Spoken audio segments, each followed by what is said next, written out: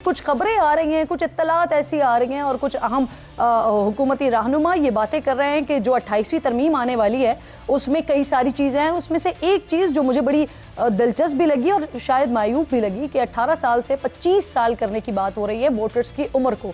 तो ये एक तो इस मामले पर सारी बात करेंगे और साथ साथ गिलगित बल्तिस्तान में भी इलेक्शंस होने जा रहे हैं 7 जून को 24 नशिस्तों पर।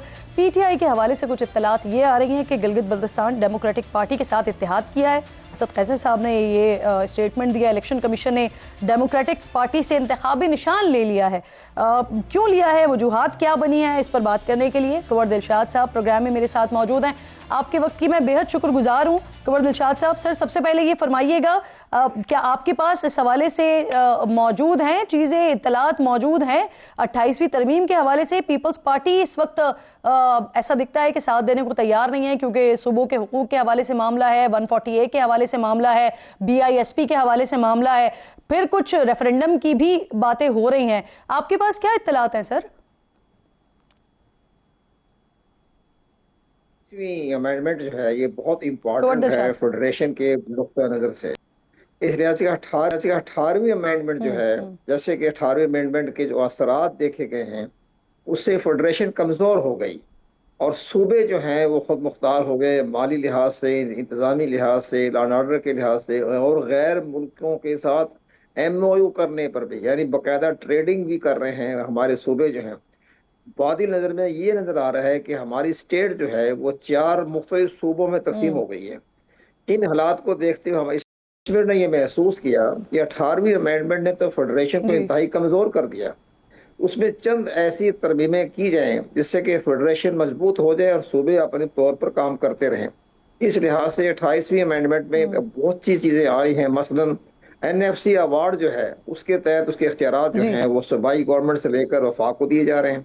सर, ये वाली तो वो बातें हैं जो पीटीआई के दौर में भी होती रही, सूबों के हुकूक के हवाले से या ज्यादा से ज्यादा हक देने के हवाले से। लेकिन अहम बात कंवर साहब ये जानना चाहती हूँ मैं आपसे कि पाकिस्तान पीपल्स पार्टी जिस तरह से उन्होंने अभी स्टांस लिया है, बिलावल साहब तो कह रहे हैं कि उनके इल्म ही नहीं है ये सारी बातें, तो क्या उनके बगैर तरमीम हो जाना मुमकिन है? और फिर ये जो रेफरेंडम के हवाले से बात हो रही है ये कैसे होगा? ये बहुत अहम बात आप कर रही हैं कि दरअसल पाकिस्तान पीपल पार्टी पार्लियामेंटेरियन है। पाकिस्तान पीपल पार्टी तो पार्लियामेंट का हिस्सा ही नहीं है। असली पार्टी जो है वो पाकिस्तान पीपल्स पार्टी पार्लियामेंटेरियन है, जिसके सरबराह आसिफ अली जरदारी हैं। बिलावल जो है वो पाकिस्तान पीपल पार्टी पार्लियामेंटेरियन का कौमी असम्बली का मेंबर है। पाकिस्तान पीपल पार्टी का कोई भी शेयर हमारी पार्लियामेंट में नहीं है, उनका वजूद ही नहीं है। अच्छा, अब एक बात, अब यहाँ सूरत हाल ये पैदा हो रही है कि अगर आसिफ अली जरदारी ने 18वीं अमेंडमेंट में तरमीम को देखते हुए कोई इख्तलाफात राय किया या उस पर दस्तखत ना किए या उसके बारे में कोई 2/3 मेजॉरिटी हासिल करने में वफाक के साथ तावन नहीं किया, तो एक आईनी बुरहान पैदा होने का इम्कान है। ज़्यादा दबाव भी पड़ेगा। गवर्नमेंट के पास बड़े तरीक़ेकार होते हैं कि 2/3 मेजॉरिटी लेने के लिए एक नया ग्रुप भी बन सकता है, Pakistan people party patriotic group भी बन सकता है, यानी कई चीजें सामने आ जाएगी। लेकिन होनी है तरमीम, लाजमी तरमीम होनी है। इसके लिए वो आईनी बुरहान पैदा हो, जो कानूनी बुरहान हो। ये नविश्ता दीवार है कि ये तरमीम तो होनी है। सही आप कह रहे हैं, हुकूमत के पास इसके लिए बहुत सारे ऑप्शंस भी मौजूद हैं। सर, एक और अहम मामला ये भी कि राना सनाउल्लाह साहब ये कंफर्म कर रहे हैं कि वोटर की उम्र जो है ना वो 18 साल से बढ़कर 25 साल होनी चाहिए, चूंकि इलेक्शन लड़ने के लिए जो कैंडिडेट होता है उसकी भी कम से कम उम्र 25 साल है, तो फिर वोट देने वाले की उम्र भी 25 साल होनी चाहिए।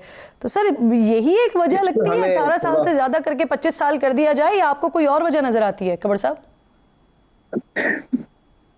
दरअसल 25 साल की उम्र करने का जो ये फार्मूला लेके आए हैं, ये जो ब्रिटिश इंडिया में 1946 में जो इंतखाबात हुए थे उस वक्त जो वोटर लिस्ट बनी थी वो 25 साल की थी।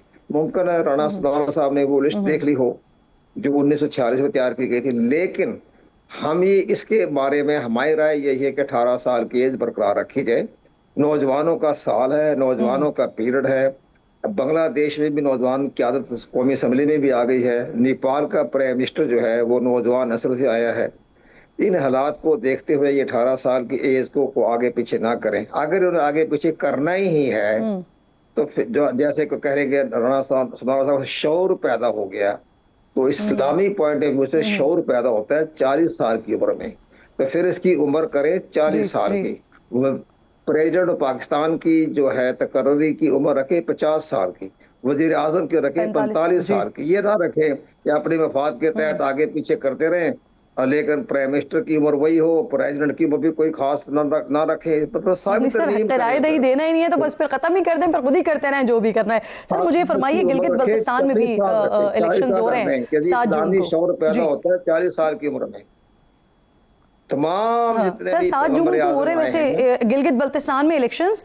और कंवर साहब, असद कैसर साहब कह रहे हैं कि पीटीआई ने गिलगित बल्तिस्तान डेमोक्रेटिक पार्टी के साथ इत्तेहाद किया है, जिसके बाद वहां के इलेक्शन कमीशन ने डेमोक्रेटिक पार्टी से इंतखाबी निशान ले लिया है। यानी पीटीआई उम्मीदवार अब गिलगित में भी बगैर एक निशान के इलेक्शन लड़ेंगे। हम वही देखेंगे जो 24 में हमने देखा था जनरल इलेक्शंस में। इसमें जो आप बता रहे हैं ना गिलगित बल्तिस्तान के हवाले से, वो ये है कि वो एक अलहदा इलेक्शन कमीशन गिलगित बल्तिस्तान का है, उसके इख्तियारात अलहदा हैं, उसका वफाक से कोई ताल्लुक नहीं है। लेकिन इनकी अगर पार्टी पीटीआई की पार्टी ने अगर डेमोक्रेटिक गिलगित बल्तिस्तान के साथ कोई इत्तेहाद किया, गिलगित जो वो पार्टी जो है वो प्रो एंटी पाकिस्तान पार्टी है, इसलिए उसको उन्होंने उस पार्टी को करदम करार दे दिया या नाहिल करार दे दिया। अब यहाँ ये मामला हो जाता है कि जो जी सुप्रीम कोर्ट है गिलगित बल्तिस्तान की, वहाँ अपील कर दें, वहाँ फैसला कर लें कि आया ये फैसला इलेक्शन कमीशन गिलगित का दुरुस्त है गलत है। लेकिन बहरहाल हमारी इत्तला के मुताबिक जहाँ तक मुझे मालूम है, हमें भी कई फोरम में गिलगित बल्तिस्तान के डेमोक्रेटिक नौजवानों से बातचीत का मौका मिला है, उनकी सोच ही मुख्तलिफ है। ऐसी पार्टी तो गैर कानूनी करार दी जाएगी जो पाकिस्तान के मफाद में ना हो। तो ये सिलसिला पीटीआई को देखना चाहिए था कि आप और सर, डेमोक्रेटिक ये के साथ कश्मीर इत्तेहाद में क्या करें, है, वो एंटी क्योंकि चेयरमैन पाकिस्तान। बैरिस्टर गौहर, पाकिस्तान तहरीक इंसाफ के जो चेयरमैन है, वो ये कह रहे हैं कि कश्मीर इलेक्शन कमीशन ने पीटीआई कश्मीर की रजिस्ट्रेशन मुस्तरद कर दी है, लेकिन जो बाकी पार्टीज हैं उनकी मंजूर कर ली है। तो ये किन ग्राउंड पर किया गया है? चले, आपने गिलगित का तो बताया, यहां पर क्या हुआ है? देखें, पीटीआई के बड़े बड़े वकला के, इस वक्त पीटीआई की जो क़यादत है वो बड़े मोअज़्ज़ज़ वकला के हाथ में है।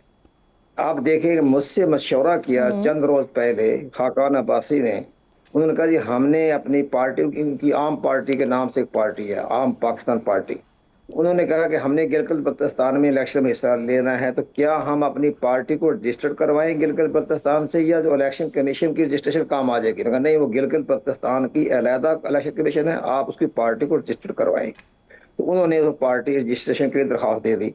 अब पीटीआई को भी चाहिए था कि अपनी पार्टी जो है, इलेक्शन बार बार हो रहे हैं, इमरान खान के जमाने में भी हुए इलेक्शन वहाँ, तो मुमकिन है इनकी party election commission Gilgit Baltistan से बाकायदा रजिस्टर्ड हो। लेकिन जब उन्होंने इत्तेहाद किया है डेमोक्रेटिक जी जी। पार्टी के साथ, वो हाँ दुरुस्त नहीं था।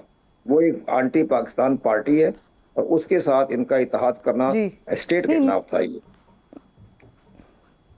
चले, मैं वैसे आज़ाद कश्मीर में भी जो सिलसिला हुआ ना, मैं उसके बारे में पूछ रही थी। आपका बहुत शुक्रिया